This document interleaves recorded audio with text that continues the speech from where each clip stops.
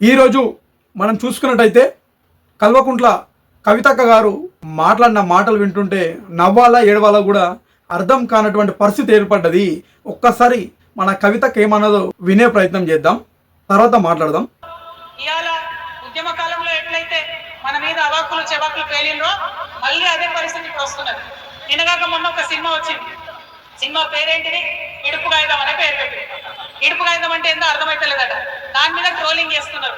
నేను ఒకటే మాట అడుగుతా ఉన్నా, ఇడుపు కాగితం అంటే అర్థమైతలేదని కొంతమంది ఏదైతే మాట్లాడుతున్నారో, పోయి సినిమా యాక్టర్ పవన్ కళ్యాణ్ ఉన్నాడు, ఆయన అడుగురి, అర్థమైందో చెప్తాడు. ఆయన బాగా తెలుసు దాని అర్థం. వాడి చేసినందుకు కవితక్క పరిస్థితి ఈ విధంగా రోజుకింత దిగజారిపోతుంది.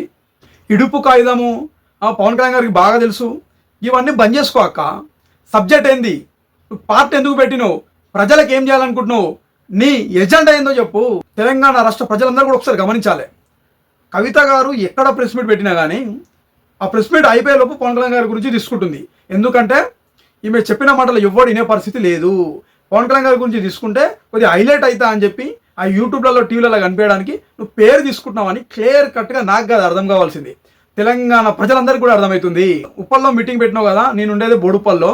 చలో విషయానికి వస్తే, తెలంగాణ ఉద్యమకారులకు న్యాయం జరగలేదు, అందరూ కదలి రాండి అని మాట్లాడుతున్నావు కదా.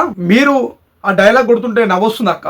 నాలాంటి తెలంగాణ ఉద్యమకారులు కొట్లాడి లాఠీ దెబ్బలు మాపైన పడి తెలంగాణ రాష్ట్రాన్ని సాధించుకున్నాం. మేము చేసినాం తెలంగాణ ఉద్యమాలు. నువ్వు చేయలేవు తెలంగాణ ఉద్యమాలు. మీరు చేసినవి అన్నీ దొంగ ఉద్యమాలు, దొంగ దీక్షలు అని చెప్పి కూడా మీకు కరెక్ట్ తెలుసు. మీకు తెలియకపోతే ఒకసారి హరీష్ రావు గారిని కూడా అడగొచ్చు. పెట్రోల్ పోసుకుంటాడని మన దగ్గర అగిపేట దొరకదు. ఇవన్నీ కూడా ప్రజలకు చెప్పాల్సిన అవసరం ఉంది. ఈరోజు మీరు తెలంగాణ అస్తిత్వం గురించి, తెలంగాణ ఆత్మగౌరవం గురించి మాట్లాడుతుంటే సిగ్గు అనిపిస్తుంది కవితక్క.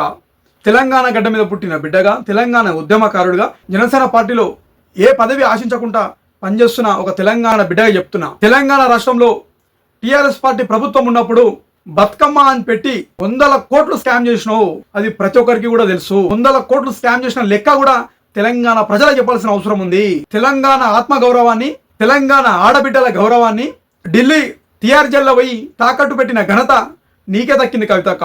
తెలంగాణ ఇజ్జత్ మొత్తం తీసి నువ్వు కూడా ఈరోజు తెలంగాణ అస్తిత్వం గురించి, తెలంగాణ ఆత్మగౌరవం గురించి, తెలంగాణ ప్రజల గురించి మాట్లాడుతుంటే రాష్ట్ర ప్రజలందరూ కూడా సిగ్గుపడుతున్నారు. ఈరోజు పవన్ కళ్యాణ్ గారు ఆంధ్రప్రదేశ్ రాష్ట్ర ఉప ముఖ్యమంత్రి వర్యులుగా అనేక బాధ్యతలు భుజాలపైన వేసుకొని పనిచేస్తుంటే పవన్ కళ్యాణ్ లాంటి గొప్ప నాయకుడిని పట్టుకొని ఇడుపు కాయిదాలు పవన్ కళ్యాణ్ గారికి బాగా తెలుసు అని చెప్పి సంబోధిస్తున్నావంటే రోజుకింత నీ భాష ఏంది, నీ యాస ఏందో కూడా తెలంగాణ ప్రజలకు అర్థమవుతుంది. పవన్ కళ్యాణ్ గారికి సంబంధించినటువంటి పర్సనల్ విషయాలు పవన్ కళ్యాణ్ గారికి బాగా తెలుసు అన్నట్టు ఎగతాలు చేసి మాట్లాడుతున్నావు కదా.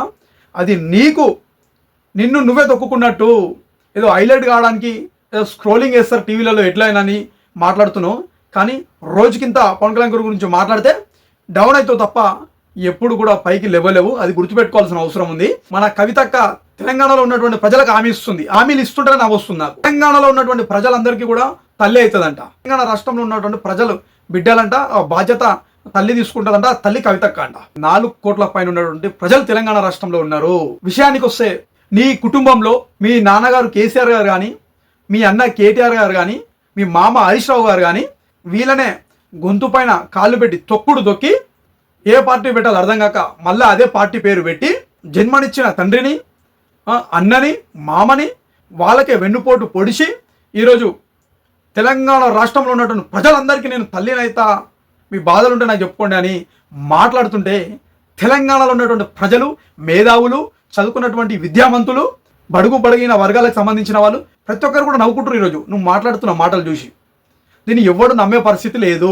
తెలంగాణ రక్షణ సేన పార్టీ అధికారంలోకి వస్తే ఉచిత వైద్యం, విద్య ఉచితంగా అందిస్తుందంట. ఈ డైలాగులు బంద్ చేసుకొని తెలంగాణ ఉద్యమకారుల గురించి కానీ, తెలంగాణ ప్రజల గురించి కానీ నువ్వు మాట్లాడుతుంటే నాకు నవ్వొస్తుంది అక్క. ఒక తెలంగాణ ఉద్యమకారుడిగా తెలంగాణ ఉద్యమకారుల గురించి కానీ, తెలంగాణలో ఉన్నటువంటి నిరుద్యోగుల గురించి కానీ, తెలంగాణ అస్తిత్వం గురించి కానీ మాట్లాడే అర్హత లేదు. మీ టీఆర్ఎస్ పార్టీ ప్రభుత్వంలో ఉన్నప్పుడు ఎన్ని 100 కోట్లు స్కామ్ చేసినావు, లిక్కర్ పేరిట ఎన్ని కోట్లు స్కామ్ చేసినావు, బతుకమ్మ పేరు మీద ఎన్ని కోట్లు స్కామ్ చేసినావు ప్రజలందరికీ చెప్పాలి. అది ప్రజలందరూ అమాయకులు కాదు. తెలంగాణలో ఉన్నటువంటి ప్రజలు ప్రతి ఒక్కరు కూడా ఒక బార్డర్లో ఉన్నటువంటి ఒక సైనికుడు లాగా ప్రతి ఒక్కటి గమనిస్తుంటారు.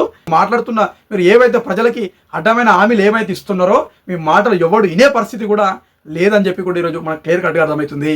తెలంగాణ ఉద్యమకారులకు కానీ 1200 మంది ఎవరైతే చనిపోయారో వాళ్ళ కుటుంబాలకు కానీ మీరు ఏం చేసిర్రో చెప్పాల్సిన అవసరం ఉంది.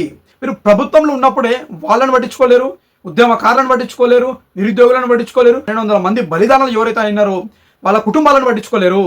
ఇప్పుడు ప్రభుత్వంలో నుంచి ఊసిపోయి బయటికి వచ్చి ఈ అవాకులు చవాకులు వెలుస్తుంటే ఎవడు ఇనే పరిస్థితి లేదని చెప్పి కూడా తెలంగాణలో ఉన్నటువంటి ప్రజలందరికీ కూడా రాజకీయంలోకి రాకముందుకు మీ ఆస్తులనున్నాయి, మీరు రాజకీయంలోకి వచ్చి మీరు ప్రభుత్వంలో ఉండి ఎన్ని వందల కోట్లు కమాయించిర్రో తెలంగాణ రాష్ట్ర ప్రజలందరికీ కూడా చెప్పాల్సిన బాధ్యత నీ పైన ఉందని చెప్పి కూడా తెలంగాణ రాష్ట్ర జనసేన పార్టీ తరఫున నీకు మరొకసారి తెలియజేసుకుంటూ జై హింద్.